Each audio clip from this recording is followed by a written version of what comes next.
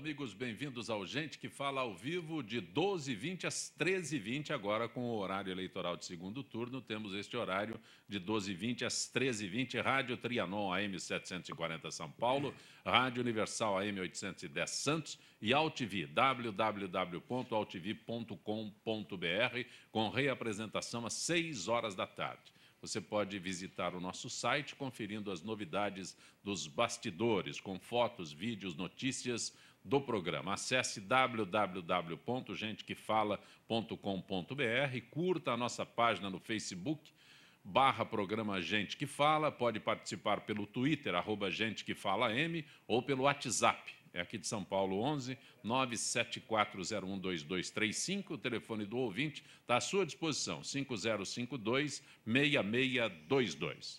Convidados de hoje, o procurador de Justiça de São Paulo, ocupou o cargo de secretário de Segurança Pública, Antônio Ferreira Pinto. Doutor Antônio Ferreira Pinto, que bom tê-lo aqui. Boa tarde, Zé Copé. É uma satisfação muito grande retornar ao programa, Gente que Fala. Estamos à disposição. O senhor passou por uma experiência de candidato a deputado federal, é isso? É uma experiência federal, uma experiência única. Eu sempre atuei no Executivo, fui secretário de Estado durante 6 anos e meio consecutivos, no governo Lembo, no governo do José Serra, Alberto Goldman e Geraldo Alckmin. E os amigos me convidaram, insistiram muito que eu incursionasse por essa área, eu nem filiado a partido era, e foi uma experiência que foi bastante rica, bastante interessante, embora não tivesse muita perspectiva de eleição, porque os desafios são muito grandes nessa área. Repetiria a experiência? Não repetiria, em hipótese alguma. Eu nunca fui político. Eu trabalhei no Ministério Público 49 anos de serviço público, né? Nunca incursionei por essa área. Mas a minha experiência como secretário da Segurança Pública, como secretário da Administração Penitenciária, os amigos insistiam muito que eu levasse, ou pelo menos colocasse à disposição dos eleitores, para que a gente pudesse fazer um trabalho junto ao governo federal, à Câmara Federal. Foi uma experiência, valeu, né? Há aspectos positivos, aspectos negativos, e isso tudo se tira lição, né? A gente acaba aprendendo sempre na vida, né? Também conosco, participando desta edição de Gente que Fala, o advogado Eugênio Palazzi. Doutor Eugênio, bom tê-lo aqui. Bom dia, boa tarde a todos os ouvintes, bom dia, Zé Copé. É um prazer estar nesse programa que eu considero um dos programas mais inteligentes do rádio brasileiro.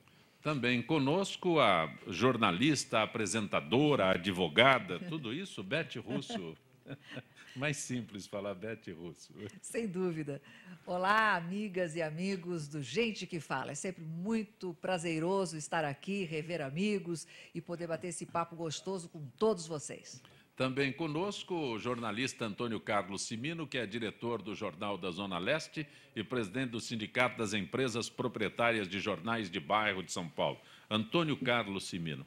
Zé Copé, é um prazer revê-lo e um prazer enorme estar com essa bancada de qualidade, como sempre. Gente que fala, produz esses gêneros aqui para a gente debater. Bom, o que mais se discute neste momento é exatamente o clima de São Paulo. São Paulo teve ontem a tarde mais seca do ano, com 18% de umidade do ar. Em Congonhas, a umidade foi de 13%, nível semelhante ao do Saara. A temperatura chegou a 34,9 graus. Em São José dos Campos, 39 graus. E a umidade relativa do ar, 9%, o que é considerado estado de emergência, com recomendação de interrupção para atividades físicas e serviços realizados em campo aberto, como coleta de lixo e entrega de cartas. Beth Russo, você que estava há instantes falando com a gente antes do início do programa sobre o sol, sobre a proteção, como é que passa por isso, Beth? Eu passo mal, tenho queda de pressão. Estava comentando com você que fiz um tratamento de pele, então vivo me protegendo do sol. Mas, realmente, todos nós devemos nos proteger, porque o sol exige um protetor solar de todos, né? Não é só para criança, não. Todos devem fazê-lo. Agora, a questão do tempo, acho que foge ao nosso controle de uma forma geral. Mas lá atrás, eu acho que todos nós temos uma responsabilidade nisso. Quando a gente fala em sustentabilidade, fala na manutenção, né, da condição dos mananciais, das árvores. Então, tudo isso, quando a gente passa na rua e vê que o pessoal, com as nossas autoridades, acabam cimentando, né, as árvores, e elas não têm condição de continuar vivas, porque as raízes estão cimentadas. Essas coisas pequenas, são pequenos detalhes que acabam tendo grandes resultados, que afetam o clima. Então, eu acho que isso tudo a gente tem que repensar o nosso cotidiano para que o resultado final não seja esse calor que a gente está sentindo por aí. Antônio Ferreira Pinto. Uma pergunta específica. O senhor foi secretário de Segurança Pública. Quando nós temos uma situação de calor como essa, altera o comportamento da população, aumenta o índice de criminalidade, diminui? Como é que o senhor tem a estudo de tudo isso? Não vejo nisso aí um fator de aumento de criminalidade. Tem uma inquietação muito grande dentro dos presídios. São 207 mil presos, distribuídos em 150 presídios no estado de São Paulo, com uma superlotação. Então, esse calor realmente causa um inconformismo maior, uma turbulência maior. É o ponto específico que atinge uma situação de calor como essa. Exatamente. Eu vejo uma preocupação muito grande dentro dos presídios. Agora, com relação ao aumento da criminalidade, eu acho que esse não é um fator preponderante. E é verdade que tem como é que é a cadeia tour, que eles começam rebeliões para serem transferidos de Não, isso terminou em 2006, quando eu assumi. Havia 2, 3 rebeliões por mês, por semana, às vezes até consecutivas, né? E nós, assim que, com o aval do governador Cláudio Lemos, determinamos que quem quebrasse um presídio e permanecesse nele até que houvesse vagas em outros presídios, aquela massa de manobra, aqueles presos que recebiam ordem para quebrar o presídio, perceberam que as coisas não funcionavam dessa forma e os ouvintes podem perceber que desde 2006 não existe mais rebelião no estado de São Paulo. Não existe mais o cadeia tour? Não existe mais, exatamente. É o bonde. Eles chamam de bonde, né? Sai de um lado, vai para o outro. Quando estava calor, eles queriam ir para os presídios onde a temperatura era mais amena. Quando estavam lá na oeste, eles procuravam fazer rebelião para vir para uma região mais amena, do clima mais ameno. E no inverno queriam ir para a praia. Na praia não tem muito presídio, ali não tinha muita opção, não. Era uma situação... Eu toco esse assunto, abordo esse assunto. Mas o calor influencia muito no ânimo do preso. No circuito fechado, no comportamento daqueles que estão lá enclausurados. Isso sim. Sem dúvida. Antônio Carlos Cimino, a Zona Leste está sofrendo com isso. Sofre muito. Nós que temos uma região com pouquíssimas árvores, o bairro da Moca, por exemplo, é o bairro que menos árvores tem. Tatuapé agora com o parque, o Serete, com um plantio de árvores. Inclusive, a semana passada estive lá fazendo uma matéria, até o prefeito Haddad esteve e ouviu muitas reclamações. Nós temos o Parque do Carmo, mas o restante, pouquíssimas árvores. E nós temos uma campanha de 16 anos no Jornal da Zona Leste, plante uma árvore na porta ou no quintal da sua casa. Então, é uma campanha que a gente vem fazendo há muitos anos para que se conscientize, né? Que a população se conscientize, porque há um dogma assim, a árvore, ela, claro, chega na época do outono ou o vento, as folhas caem, e aí a população acha ruim porque entope calhas. E aí o que ele faz? Ao invés de ele limpar a calha, ele corta a árvore, que é um absurdo. E vira inimigo da árvore, que produz oxigênio, que produz frescor, que produz uma série de benefícios, né? Inclusive, as árvores que produzem flores, aí alimentam uma cadeia, as abelhas, aí polinização, enfim.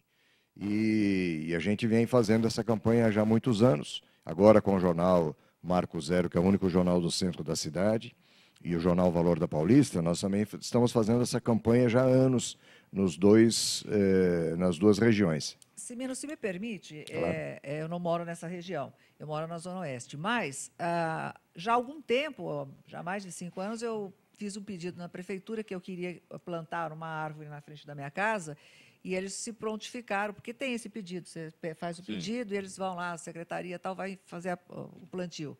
Eu estou esperando até hoje. Eu já plantei, a árvore já cresceu, já tá, paguei, né, para plantar.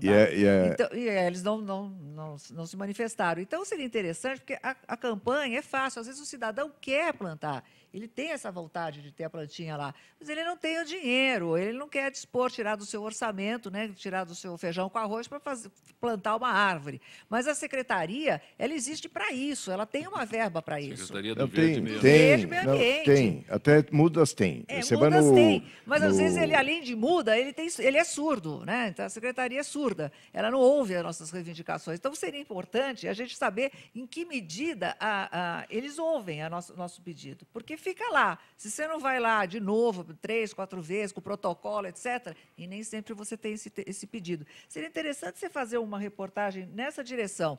Será que eles estão atendendo? Será que quanto tempo eles levam para atender? Por que não atende? Porque a gente não sabe se isso está acontecendo. Mas o que você está falando, Beth, é muito pertinente. Tem, no Serede, por exemplo, você pode pegar mudas gratuitamente. Só que assim, você tem que fazer um cadastro, pedir a árvore, eles vão verificar se a rua comporta, se a raiz não vai estragar a tubulação de água, esgoto, etc. Então, esse período eu acho que é o pior de todos. Porque, claro, todo mundo gostaria de um IP roxo. Você ainda está nesse período de avaliação do seu pedido. É complexo, provavelmente. Né? Agora, engraçado, eu falei no começo o seguinte, eu acho que eles têm que avaliar, é lógico, porque já imaginou estourar o encanamento e tal, Deus me livre. Agora, por que depois que ele já está instalado, árvores até centenárias, eles vão lá para fazer o calçamento e simplesmente cimentam a raiz, né? Então, fica só a árvore ali, aquela coisinha de nada. O que é isso, gente? A árvore vai morrer. Não precisa ser engenheiro da NASA, não precisa ser especialista em meio ambiente para saber que ela vai morrer. E morre. Quer dizer, gente... nós temos dois, do que eu convivo né, com esse pessoal.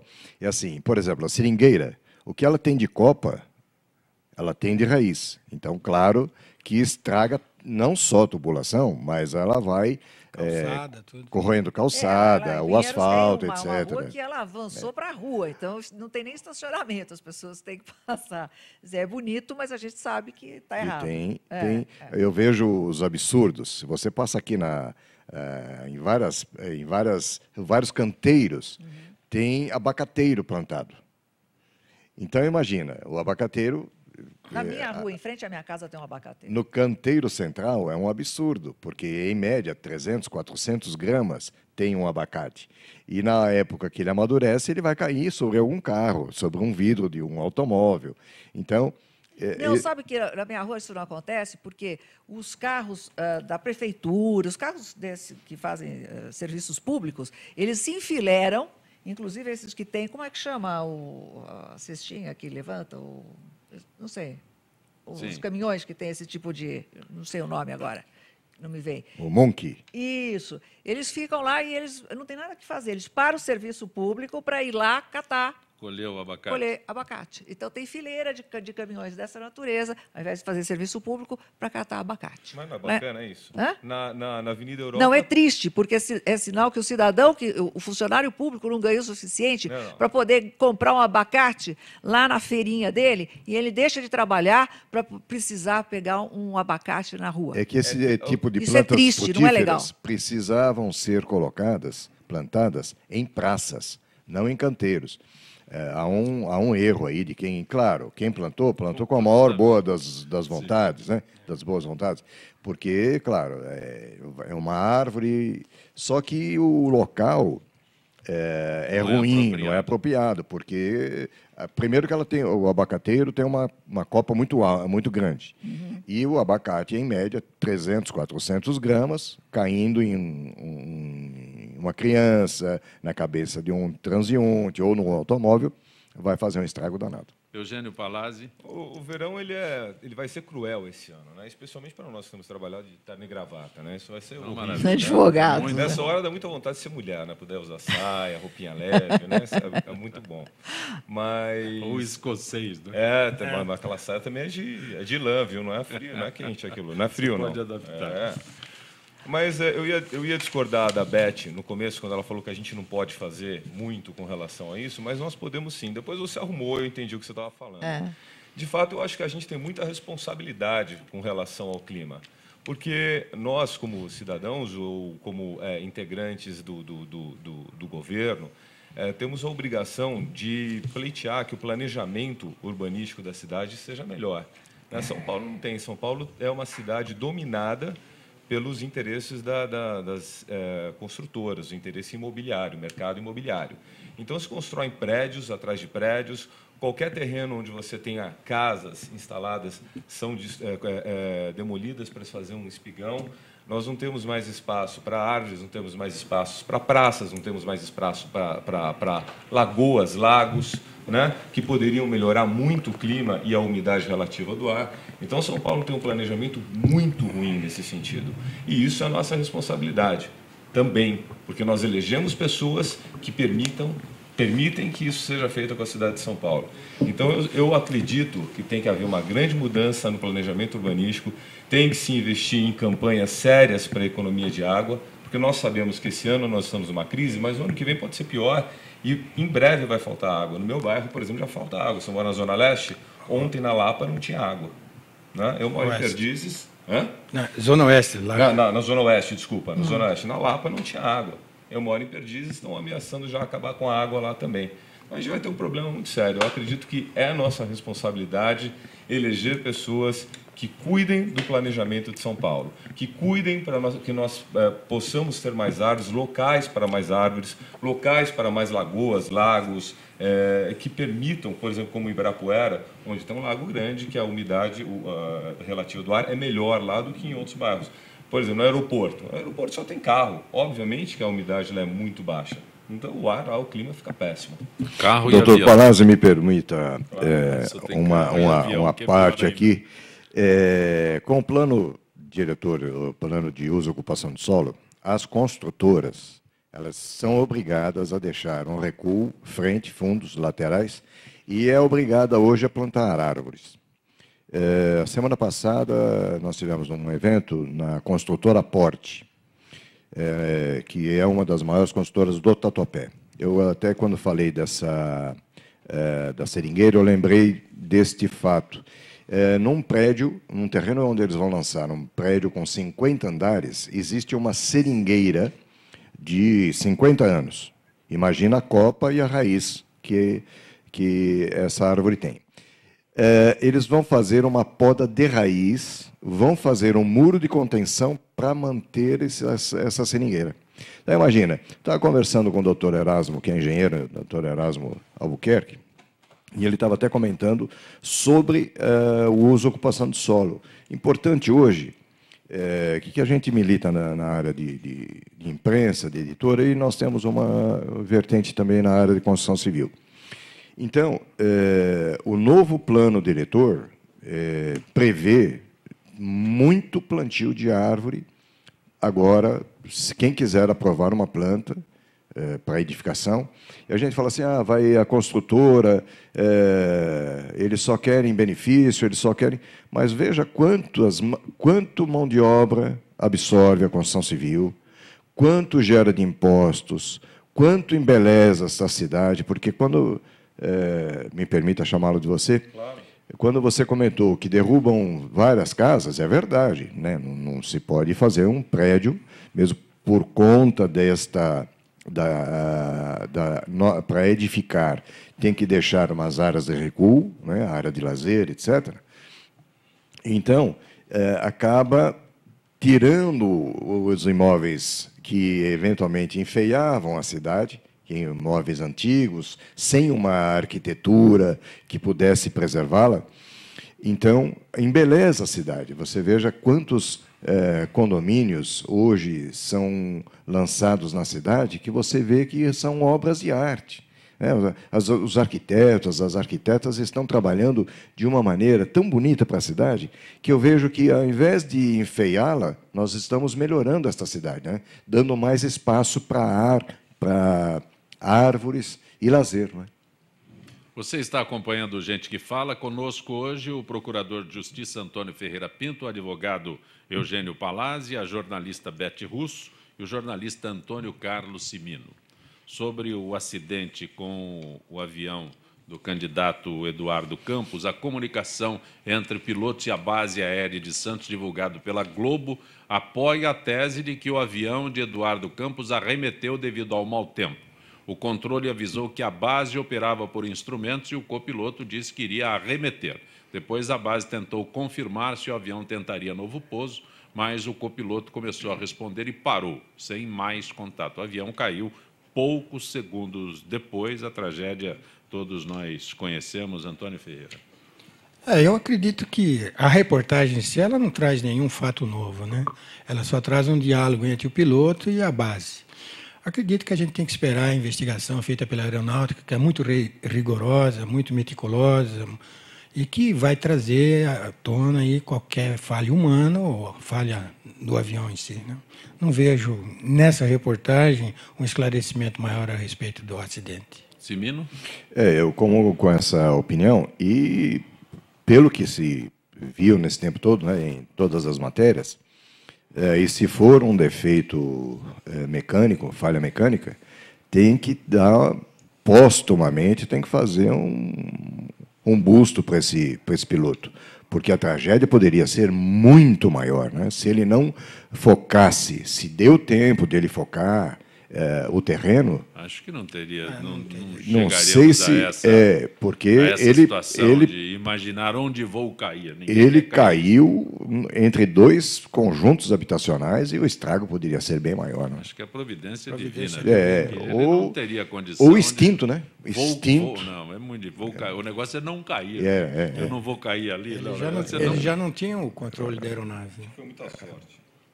A providência. A tragédia não ser maior foi muita sorte. Acho que não tinha condição nenhuma de escolher onde ele ia colocar esse avião. Se deu essa oportunidade a ele, ele merece uma estátua.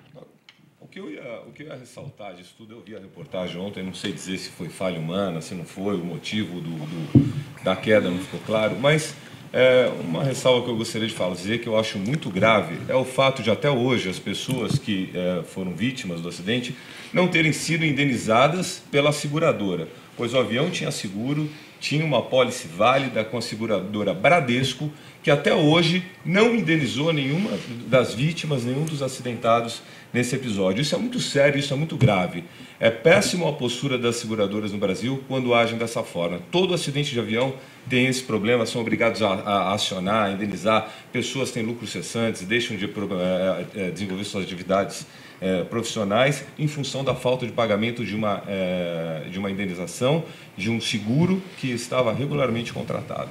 Mas, Eugênio, tem algum caso de seguro que se pague quase que imediatamente? Porque então, em 2 meses eu imagino que seria quase que imediatamente. Isso é a crítica que eu estou fazendo. Isso deveria ser bem rápido. Existe um acidente, independente do motivo, o porquê caiu, a seguradora está contratada para indenizar. Ela tem que indenizar imediatamente. Por que fica demorando? Mas o Brasil tem sempre aquela ideia de que para você pagar você tem que esgotar todos os argumentos de quem tenta receber. O advogado é você. Mas o fim do seguro qual é? Qual é a obrigação do seguro? Você indeniza. Eu te contrato para qualquer eventualidade, qualquer acidente, qualquer problema, você vai indenizar. Depois eu discuto com a seguradora. Né? Se eu posso discutir, se é que eu posso discutir, se eu tenho algum argumento para discutir. Mas a seguradora tem a obrigação de indenizar os terceiros. Né? Beth? Até uma visão humanitária, né? A gente não está entrando no mérito do direito, que aí a gente poderia... Vai mais do que um programa. Mas, de qualquer forma, eu gostaria de registrar aqui, eu acho que a questão é muito técnica, a gente não é especialista, eu não assisti a matéria, mas os que assistiram já falaram por mim. Mas eu acho inconveniente, vamos chamar assim, ou sem propósito, pelo menos eu não vejo qual, o fato de acidentes dessa natureza correrem com segredo de justiça, né? Não vejo por que isso. Mas está correndo em segredo de justiça? Todos os tipos de investigações. Né? Um decreto da presidenta,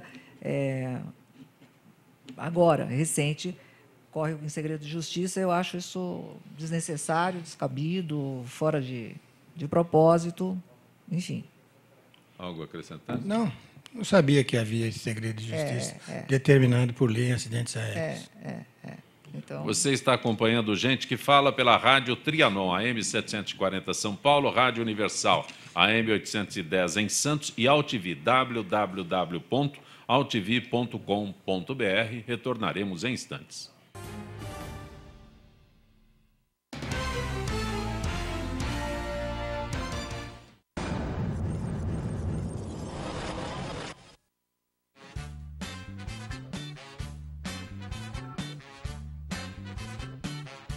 Álbum de figurinha é uma coisa que todo mundo gosta, então a gente acha que estava na hora de modernizar. O Glue é um álbum de figurinha digital. A ideia veio justamente dos álbuns de figurinha dos anos 80. O álbum de figurinha é uma coisa que ainda não existia para iPad. A gente fez um aplicativo complementar no iPhone, onde as crianças, os adultos podem carregar as figurinhas, fazer troca, ver quais tem e também mostrar para os amigos. Como se você levasse as figurinhas no bolso mesmo. Ele é muito parecido com o álbum real. A gente buscou o que era tradicional no álbum de figurinha e procurou adicionar o que a tecnologia tinha de disponível pra gente. O desafio era manter aquilo com cara de álbum de figurinha. O Glue é o nome do aplicativo e debaixo desse Glue tem o primeiro título, que é o Wonder Bunny. A gente começou desenhando no papel como seria o álbum. Eram páginas iguais que viraram 10 páginas diferentes. Era a troca de figurinhas que você fazia pelo aplicativo, que virou troca de figurinhas pelo Facebook, pelo e-mail. Nós temos 100 figurinhas. A grande magia desse álbum foram as figurinhas animadas, que é uma coisa que, obviamente, no álbum impresso a gente não conseguia. E cada figurinha tem também uma historinha. A Sacilândia, que é um mundo fictício onde vivem todos os meus personagens, já existe há muito tempo. E o que eu fiz com o Wonder Bunny foi criar um mundo debaixo dessa Sacilândia, um mundo de personagens que se comunicam. A maioria são coelhos, e tem um coelho super-herói, que é como se fosse o host ali do álbum, e os seus amigos e as outras criaturas esquisitas, e engraçadas e bonitinhas. As pessoas que vêm não têm ideia da quantidade de trabalho que foi isso. Se a gente publicou 100 figurinhas, eu devo ter desenhado 400. Essa é uma figurinha. Então, tipo, olha, todos os PNGs separados, tá vendo? Então, aqui, ó, ele anima assim, um a um. A gente usou programador web, programador de banco de dados, programador front e back-end. O prazo é muito importante para você ter ideia também do quanto isso vai te custar, do investimento tanto de tempo quanto de mão de obra. A gente sabia o quão ia ser complexo, mas a gente imaginou uns 4, 5 meses. Acabou levando um ano.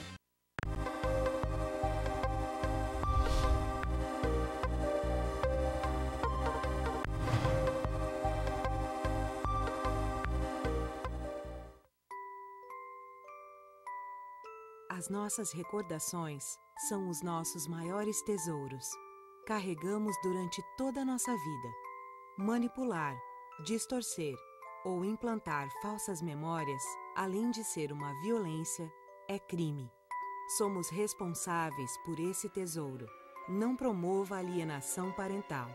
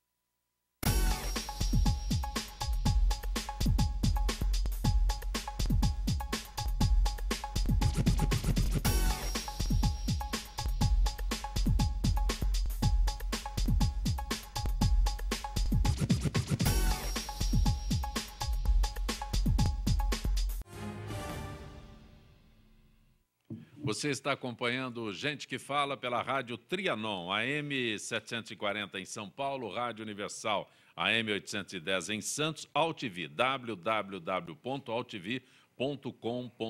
na AltV, reapresentação às 6 horas da tarde. O telefone à sua disposição, 5052-6622. Conosco hoje o Procurador de Justiça Antônio Ferreira Pinto, o advogado Eugênio Palazzi, a jornalista Beth Russo, jornalista Antônio Carlos Cimino. Algumas perguntas que estão por aqui, eu vou pedir a atenção.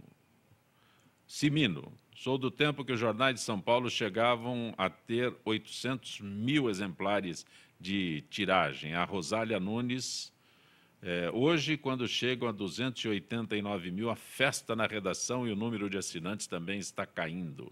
Qual o futuro do jornal impresso? Muito bem observado pela Rosália, né?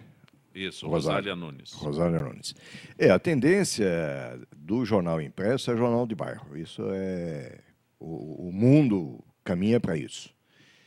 Os jornais diários, com todo o respeito, eles têm uma função extraordinária de informação, só que o que me interessa, o que acontece na Bósnia, me interessa o que acontece na minha cidade, no meu bairro. Eu quero saber se vai ter água, luz, telefone, guia, sarjeta, poste, luz. Me interessa o que acontece no meu bairro. Mas o número que ela dá aqui de 800 mil é real, já existiu até o pico da Folha de São Paulo, 1,5 milhão de exemplares. Sim. Só que uma parte vai para a Europa, uma parte vai para os Estados Unidos, uma parte vai para toda a América Latina, uma parte vai para todas as capitais do Brasil e outra parte vai para os 625 municípios, 645 municípios do Estado. E uma parte só que fica em São Paulo. Aí você divide norte, sul, leste, oeste e centro. Então, hoje, a Folha de São Paulo, o Estado, né, e o Diário de São Paulo, a gente não pode excluir esse grande jornal, o Diário de São Paulo, que são os 3 maiores jornais diários do Estado, tiram, em média, quando tira muito, aí 400 mil aos domingos, muito por conta de assinantes. Os jornais de bairros, eles cumprem um papel social extremamente importante, vivem a comunidade. Ninguém quer saber, eu falo, a Bósnia como poderia dar outro exemplo, não que não tenha interesse social ou político, né? Mas me interessa muito mais o que acontece no meu reduto. E a gente vê problema de assalto, segurança. Eu quero saber se vai ter o posto policial, se vai ter um posto comunitário na minha região. E aí eu até ia comentar com o doutor Ferreira Pinto, que foi um secretário de muito pulso, mas eu coloco o seguinte, doutor Ferreira, o futuro da segurança da cidade de São Paulo, do Estado de São Paulo. Nós hoje, me permita fazer essa pergunta, porque o mediador aqui é o mestre Zancopé Simões, que eu até preciso render minhas homenagens a você, Zancopé, pela brilhante apresentação sua na nossa festa do empresário do ano, comentadíssimo com todas as empresas participantes, todas as pessoas que estiveram presentes à nossa festa, que você foi o nosso mestre de cerimônia, com louvor, nota 1000. Muito obrigado. Agora, a vocação de jornalismo com o Ferreira Pinto. Jornalista. Então, doutor Ferreira Pinto, o que nós esperamos, qual é a nossa... O que a gente pode esperar, se a gente pode ter sossego com a segurança pública no nosso Estado? O que falta, na realidade, é uma política de segurança pública, uma política de Estado e não de governo. O que falta é gestão. O que falta é interesse público. O interesse público se sobrepor a interesses regionais, político-partidários, e que se faça realmente uma gestão voltada para essa atividade essencial a todos nós, a segurança pública. Eu vou dar um exemplo. Nós, quando estávamos na Secretaria de Segurança Pública, por uma orientação do governador José Serra, nós começamos a fazer uma reestruturação dos distritos policiais e das delegacias de polícia no interior. Havia cidades no interior que tinham 9, 10 distritos policiais e cada policial entendia que a sua atividade se restringia apenas àquele bairro onde estava situado o distrito policial. Nós fizemos essa reestruturação em São Paulo, na capital, nos 93 distritos da capital. Para ter uma ideia, São Paulo tem o maior departamento de polícia da América Latina. Tem mais de 6.000 policiais civis distribuídos nos 93 distritos policiais. Tem mais de 620 delegados de polícia. O que falta é realmente aproveitar bem na atividade fim todo esse contingente.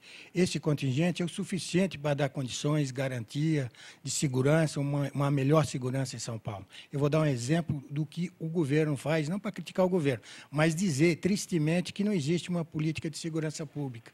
Recentemente foi criada uma delegacia, a primeira delegacia de defesa dos direitos da pessoa portadora de deficiência. Ora, uma pessoa portadora de deficiência, ela tem que ser bem atendida nos 93 distritos da capital. Não pode ter uma delegacia especializada para atender pessoas com deficiência física. Se ela tem problemas de locomoção até o bairro dela, a delegacia do bairro, essa delegacia deve estar em algum lugar mais distante. Para surpresa de todos nós, essa delegacia funciona no 10º andar do prédio da Secretaria da Segurança Pública. Se a pessoa tiver uma deficiência motora... Por favor, não. Motora, tem que repetir, tem que repetir. Onde funciona? Ela funciona no 10º andar da Secretaria da Segurança Pública, Rua Líbero Badaró 39. Quer dizer que se ela tiver um problema lá na cidade de Tiradentes, se ela tiver um problema no Jardim Ângela, ela tem que se locomover até o Largo São Francisco, no número 39 da Líbero Badaró, no 10º andar. E se a deficiência dela for física, ela vai ter que entrar pela garagem, porque não há acessibilidade no prédio da Secretaria da Segurança Pública. Digo isso de cátedra porque trabalhei lá praticamente 4 anos. E, além dessas delegacias, o sucesso da Copa fez que fosse criada uma delegacia do futebol, uma delegacia para reprimir crimes em eventos esportivos. Então, você veja bem os recursos humanos que são desviados da atividade fim. Por isso é que nós não temos uma segurança pública adequada aqui em São Paulo. A segurança ela tem que ser transparente, ela tem que ser uma política de segurança de Estado, para que todos os segmentos da sociedade possam acompanhar o seu desenvolvimento, seus eventuais desvios, e realmente nós poderíamos fazer uma polícia em São Paulo muito boa, porque qualidade, preparo profissional não falta ao policial, seja ele civil ou militar no Estado de São Paulo. Doutor Palazzi, Jaime do Jardim Bonfilholi, quando a opinião pública vai entender que jornal não é tribunal, repórter não é juiz de direito e editor não é desembargador? Eu acho que o jornal, o jornalista, eles fazem parte da opinião pública também. Cada jornal, cada edição, cada matéria que é feita, é uma forma de expressão da opinião pública. E se você tem a possibilidade de escolher qual jornal você quer ler. Eu conheço diversos jornais que puxam a sardinha para um lado, ou da situação, ou outros que puxam para a oposição. Então, antes da gente criticar a postura do jornal, que é lícita, que é livre, a gente tem que se preocupar com a educação, para que eu possa entender o que o jornal está falando e possa escolher qual jornal eu quero ler. Quem também ligou para 50526622 foi Maurício Carlos. Doutor Ferreira Pinto, qual a sua avaliação sobre as denúncias publicadas hoje na Folha sobre o cartel dos trens e metrô em São Paulo? Está sob investigação, há muito tempo que está sob investigação, envolve uma série de segmentos do Estado. Veio numa época, a gente precisa tomar cuidado com isso, porque veio numa época eleitoral, então há uma preocupação muito grande de não se precipitar nessa avaliação, pode haver uma exploração político-partidária, mas essa investigação está em curso há muito tempo. E acompanhada pelo Ministério Público, a instituição a que eu pertenço, que é muito séria, muito profissional, e eu entendo que não vai faltar esforço, dedicação dos promotores que acompanham a apuração desse cartel. Bete Russo. Sim. Norma da Santa Cruz. Diz ela, aliás, ela repete a pergunta. Foi só a Globo colocar mulheres para participar de programas de jornadas esportivas que as outras, inclusive no rádio, fizeram o mesmo. Mestre Chacrin estava certo. né? Nada se cria, tudo se copia. A Norma de Santa Cruz quer responder? Norma, você está certa. A Globo se tornou referência em tudo que ela faz, as outras tentam não, as outras copiam realmente, né? Vou discordar de você. É? Você acha que não? Acho que a Norma não conheceu Regiane Ritter, não conheceu Claudete Troiano, não conheceu a TV Sonia. Gazeta, Eu ia completar agora. O pioneirismo existe, só que eles não há visibilidade, né? A questão é a visibilidade. Quando você trabalha, e aí eu ia completar exatamente isso.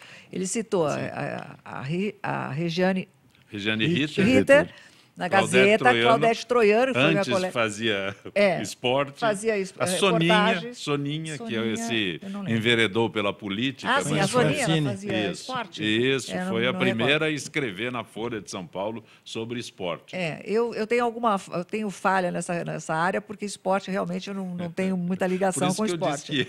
Mas, mas eu trabalhei com a Regiane. Então, e com a Claudete também, então eu sei do trabalho delas. Mas essas pessoas trabalharam em locais que não dão muita audiência, né? Basicamente só para aqueles que são realmente aficionados do esporte. E, por outro lado, quem não gosta muito de esporte está passando, mas está na Globo, está passando, você está passando em casa, está ligado, você sabe que existe, né? Todo mundo sabe quem é a Fernanda lá da Globo, todo mundo sabe quem é, porque está passando, está ligado. Então, o número de pessoas que vê é muito maior.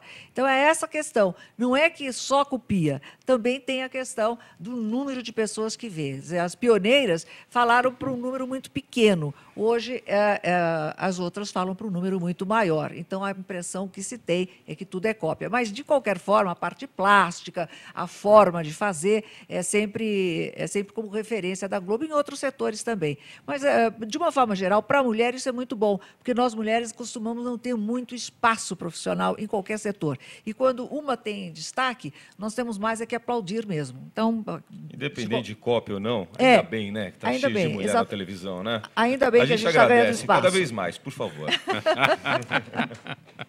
Mas essa pergunta foi feita outro dia já, né? E um abraço para você, Norma. E eu faço questão de registrar sempre o pioneirismo da Regiane Ritter, né?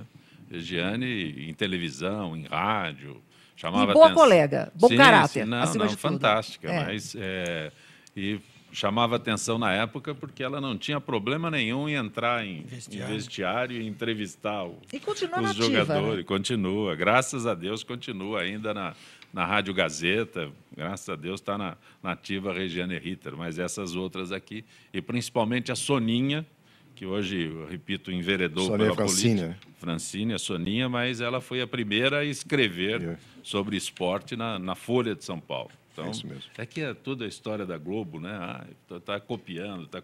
Então, a gente tem que fazer, tem que reviver esses o trabalho da profissionais. Soninha, eu não me veio assim de imediato, porque eu realmente não leio esporte no jornal. Eu leio assim só as manchetes, eu não costumo não ler. Eu não tenho interesse em esporte, a verdade é essa, né? Não faço e não tenho interesse. Então eu leio só as manchetes, assim, vejo o que o Palmeiras está acontecendo no Palmeiras e tal, e acabou. É por aí. Doutor Ferreira e sofro, né? Quando você falou de Palmeiras, ele sorriu ali, olha. Uma fase difícil, né? Os dois, hein?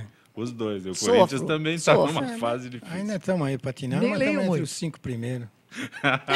Tá bom, é um consolo. Simino também tem preferência de time? Juventus. Vai dizer que torce para o Juventus. Juventus, né? Juventino.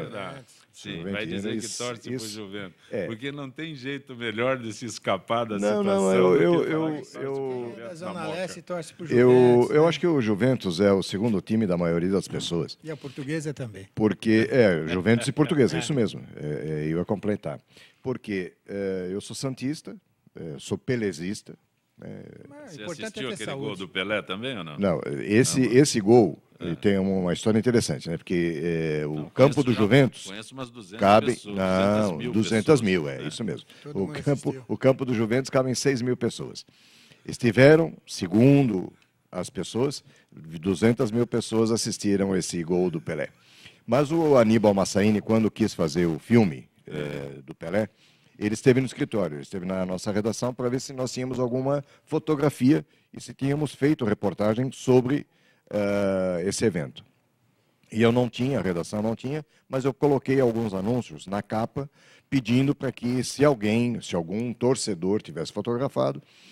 E no dia seguinte, nós fizemos, a edição saiu no sábado, na segunda-feira esteve o Pando, que era o zagueiro. Que era o zagueiro, que o Pelé quebrou a perna dele em 2 lugares nesse jogo. Porque o Pando chegou duro no Pelé, e o Pelé falou, se você chegar duro, eu quebro você. E não deu outra. Aconteceu mesmo. E ele me descreveu a sequência do jogo, a sequência dessa jogada. Chamei o Aníbal Massaini, e aí ele fez a sequência, e aí foi para os Estados Unidos, mixou. Então, essa história começou na redação do Jornal da Zona Leste. Interessante. O filme, o gráfico, foi o Ado Briquet, não foi? Foi o Briquet Filmes. Foi o Briquet que fez, exatamente. Mas essa história aconteceu na redação do Jornal da Zona Leste. Mas eu sou juventino. Entre os 200 mil que assistiram o gol. Né? E ali que surgiu aquele gesto do Pelé de dar o soco no ar. Tanto que a... Porque ele estava sendo hostilizado pela torcida atrás do gol, e quando ele fez o segundo gol, ele socava o ar. E esse gesto foi copiado mundialmente. Não foi o gol histórico, né? Foi quando ele fez o segundo... Foi o gol histórico. Foi o Tanto gol que há 6 anos, o presidente do clube, do Juventus, fez um busto do Pelé lá na Javari. O Pelé veio para a inauguração do busto. E foi uma festa bonita lá, que o Juventus promoveu para homenagear o Pelé. Tanto que nós estamos fazendo, estamos fazendo porque eu sou conselheiro há muitos anos do clube, diretor inclusive, e o que nós estamos fazendo? O presidente atual quer construir o hotel na parte social, na Rua Juventus. O campo vai terminar. Reformar o campo, retrofitar o campo, para 20 mil pessoas, porque hoje, infelizmente, nós não temos iluminação. Então, o Juventus perde muitos jogos à noite e perde muita plateia, muitos torcedores. Mas tem onde ampliar aquele... Tem sim. Ali nós temos aproximadamente 20 mil metros quadrados. Você já está na Rua dos Trilhos ali. Né? Tem espaço ali? Tem espaço. Quando a gente ia lá, já saía. Ao contrário, o campo ele vai virar, ele não fica na posição que está. Ele vira... Sim. As traves mudam de lugar, claro, e aí há uma condição de fazer um estádio para 20 mil pessoas e iluminar o campo que precisa. Né? E tem uma parte bonita ali, que é antiga, que ficará incorporada à nova construção. Você está acompanhando Gente que Fala pela Rádio Trianon AM 740 São Paulo, Rádio Universal AM 810 em Santos e AltV, www.altv.com.br. Secretário, uma última pergunta, esse é o do Zancopé para o senhor. Por que as delegacias de São Paulo fecham à noite? É outro absurdo, porque se cria delegacia com a falsa impressão que se eu tiver uma delegacia próxima da minha casa, eu vou ter mais segurança. E, com isso, vai se pulverizando o efetivo policial em São Paulo. Recentemente, se criou uma delegacia em Ferraz de Vasconcelos, uma segunda delegacia de polícia em Ferraz de Vasconcelos. Mas não se cria o cargo correspondente. Para criar uma delegacia, basta um decreto do governo. Para criar o cargo, precisa passar pela Assembleia Legislativa. Então, há um descompasso muito grande entre o contingente sobre os recursos naturais. Para nomear o delegado, para criar o cargo. Para criar o cargo, eu crio uma delegacia por um decreto. Para criar a estrutura da delegacia. Mas para eu colocar um delegado lá como titular, eu vou ter que criar um cargo correspondente. Esse cargo, ele demanda tempo porque passa pela Assembleia, por votação nas várias comissões da Assembleia. Agora, para eu criar um distrito policial, basta um decreto do governador. Então, surgem muitos distritos policiais, eles não têm recursos humanos suficientes e acabam fechando à noite, o que é um rematado disparate a polícia fechar à noite, que é quando o crime cresce, né, ao pico do crime, entre 3 da tarde até meia-noite, 1h da manhã.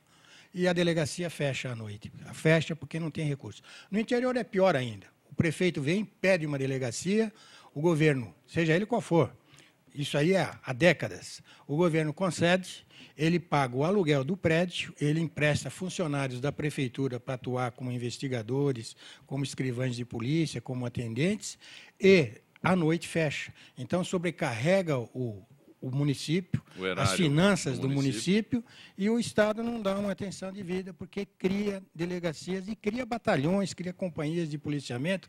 Da mesma forma, aqui na Zona Norte, a distância de um batalhão a outro dá 2 quilômetros. Então, não é dessa forma que se faz uma boa gestão em segurança pública. O que precisa ter é o homem na rua, não precisa ter o número de distritos policiais que nós temos hoje. O que precisa é um efetivo realmente voltado para policiamento.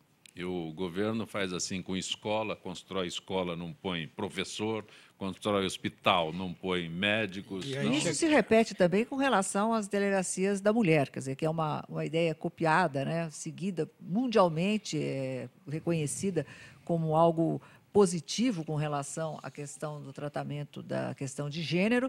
No entanto, nos fins de semana são fechadas e há provas, quer dizer, há pesquisas no sentido de que as mulheres sofrem maior violência, violência familiar, inclusive, nos fins de semana, quando elas não têm aonde reclamar. E ficam, não tem nem onde reclamar, nem para onde ir. Quer dizer, é uma situação super tensionada que não tem nenhuma equação. Agora, tem Lei Maria da Penha, só que vai reclamar onde? Não, com a Lei Maria da Penha, as atribuições da Delegacia de Defesa da Mulher aumentaram bastante. Elas deviam ser equipadas de uma forma eficiente para poder enfrentar essa demanda. Eu dou exemplo. Eu fui visitar, quando secretário, uma Delegacia de Defesa da Mulher em registro. Nunca teve uma mulher na delegacia. Era toda ela composta por homens. E a ideia é exatamente essa: a mulher se sente mais à vontade, mais condições de falar, ser vistas, os maus tratos que ela é submetida, para uma mulher do que numa delegacia que o ambiente é um tanto quanto agressivo, né, e ela não se sente adequadamente em condições de falar tudo aquilo, a desdita que ela passa, né. Agora, a Delegacia de Defesa da Mulher fecha à noite, não são em todas os municípios, deveria ter pelo menos onde houvesse uma comarca. A cidade que tem comarca é uma cidade de porte médio. A partir daí, se deveria estabelecer um critério, ter uma Delegacia de Defesa da Mulher. Aliás, é a única delegacia especializada que, a meu juízo, se justifica, é a defesa da mulher. Sem dúvida. Porque o idoso ele tem que ser atendido em qualquer local, né? O deficiente físico, deficiente, portador de deficiência, deve ser atendido em qualquer distrito. Doutor Ferreira Pinto, me permite fazer uma parte, é exatamente aí que é a minha dúvida. O senhor comentou sobre essa delegacia especializada para deficiente. Se ele tiver algum tipo de deficiência, ele não vai ser atendido em qualquer delegacia, ele tem que ir nessa? O inquérito é presidido pela delegacia existente no 10º andar da Secretaria de Segurança Pública. Ele pode efetuar o registro, mas ele, para ser ouvido, para ele acrescentar, ou para ele tirar dúvidas quanto ao autor daquele crime que ele foi vítima, ele tem que vir até o centro da cidade. Realmente é um absurdo. Isso aí é uma pirotecnia, né, inominada, porque não tem sentido. Isso é só um exemplo. Delegacia do futebol é outro exemplo. O DEIC foi criado, depois que eu saí, uma delegacia de crimes sazonais. Dá para entender o que é crime sazonal? A delegacia de crimes sazonais. Então, a gente vê alguns absurdos. Quer dizer, que a população não tem sazonal, noção. Eu entendo, no inverno... só para inverno, verão. A população não tem. A população seria crimes natalinos, Natal, né? Crimes a população natalinos, não tem noção da má gestão crimes existente. da primavera, crimes juninos. A população não tem noção da má gestão existente na segurança pública de São Paulo. Por isso que causa indignação, porque realmente não há uma seriedade na condição da segurança pública de São Paulo. Não que no meu tempo fosse melhor, mas pelo 15º mês os crimes patrimoniais aumentaram. Então, os senhores vejam que há um crescente número de crimes e que não é combatido adequadamente. Dizer que a delegacia os crimes de roubos aumentaram porque a delegacia eletrônica agora enseja a comunicação do crime, é uma falácia. Porque se o crime deixa vestígio, há necessidade de preservar o local e fazer uma perícia. Então, não pode ser comunicado pela delegacia eletrônica. Então, os crimes de roubo estão aumentando acentuadamente e não se pode debitar isso à comunicação pela delegacia de crimes eletrônicos, porque há crimes de roubo que não podem ser comunicados dessa forma. O governo vem e diz que o latrocínio é o roubo que não deu certo. O titular da pasta vem e diz que o latrocínio é o roubo que não deu certo. Absolutamente. Absolutamente. Se ele responder essa pergunta numa banca examinadora do Ministério Público, ele é reprovado. Seria reprovado, não seria guindado depois a procurador-geral durante 2 mandatos. E o crime que deu certo, e o roubo que deu certo, continua sendo o latrocínio.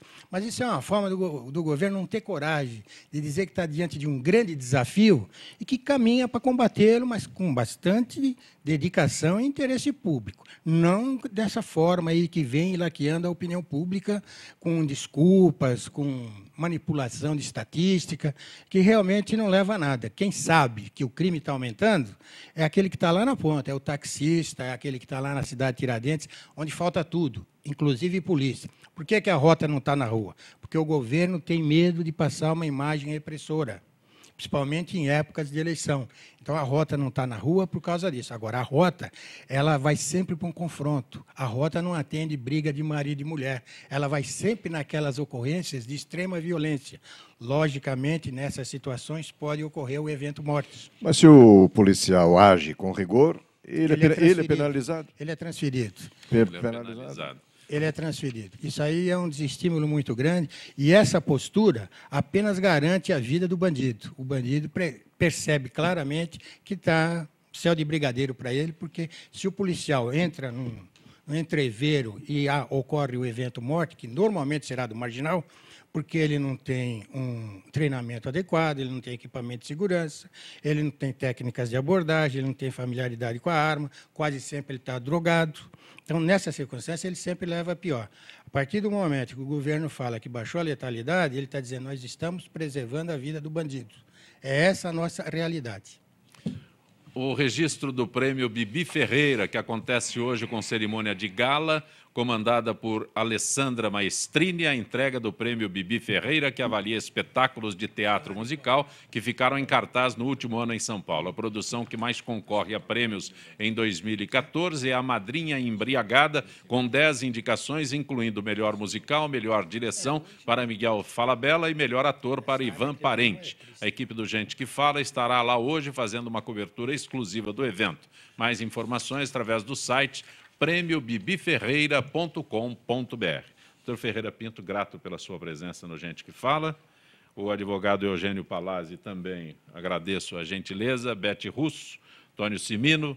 Gente que Fala tem na direção-geral o jornalista Fausto Camunha, diretora de produção Zenilda Salvato, redação Rayala Brandão e Pedro Schiavon, na pauta José Carlos Sicarelli, produção cultural Ricardo Godoy, na rádio Trianon, Neildo Neres, Cléo Rodrigues, Benê, na direção da AltV, Alberto Luquete, na técnica James Eduardo, Iago Matsumoto, Célio Teixeira e Arthur Endler. Estaremos de volta amanhã, a 12h20, logo após o horário eleitoral. Na sequência, Trianon, Marcos Calazans. Grato.